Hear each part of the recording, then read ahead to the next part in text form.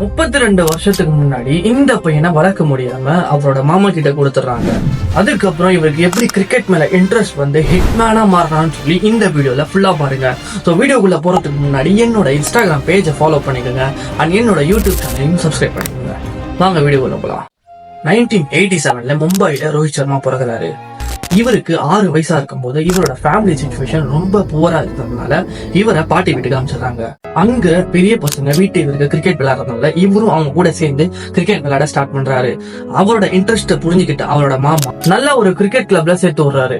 அங்க பேட்டிங் பெரிய காம்படிஷன் இருந்ததால ஒரு ஸ்பின்னரா அந்த கிளப்ல ஜாயின் பண்றாரு. 12 வயசுலயே இவரோட டேலண்ட் புரிஞ்சுக்கிட்ட அவரோட கோச் இனிமே நீ வந்து ஸ்பின்னர் பவுலர் இல்லடா, ஒரு நல்ல பேட்ஸ்மேன் சொல்லி ஒரு மேட்ச்ல ஓபனரா இறங்கி விடுறாரு. அந்த மேட்ச்ல அவர் செஞ்சுரி அடிச்சு அவரோட கையில ஸ்காலர்ஷிப்பை குவிக்கிறார். பல வருஷங்களா கடுமையா பிராக்டிஸ் பண்ணி அவரோட 20வது வயசுல அவரை கடைசியா இந்தியன் டீம்ல செலக்ட் பண்றாங்க. அடுத்த 6 வருஷத்துக்கு இவர் ட்ரோல் பண்ணாத ஆளுங்களே இல்ல.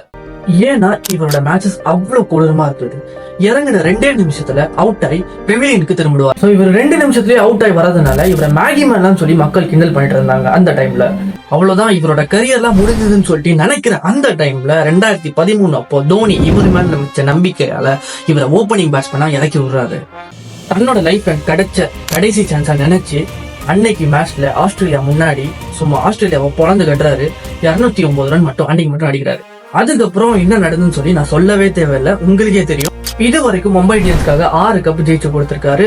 3 தடவை டபுள் செஞ்சுரியும் அடிச்சிருக்கு. இவருக்கு பேட்டிங்கே ஆட தெரியலன்னு சொல்லிட்டு மேகி மேன் யாரெல்லாம் பேர் வச்சாங்களோ அவங்க வாயாலேயே இவரை ஹிட்மேன் கூப்பிட்டு வச்ச ஒரே ஒரு ஆள் ரோஹித் சர்மா மட்டும்தான். அவமானப்பட்டாதான் வாழ்க்கையில பெருசா சாதிக்க முடியும்னு சொல்றதுக்கு இவரு தான் மிகப்பெரிய எக்ஸாம்பிள்.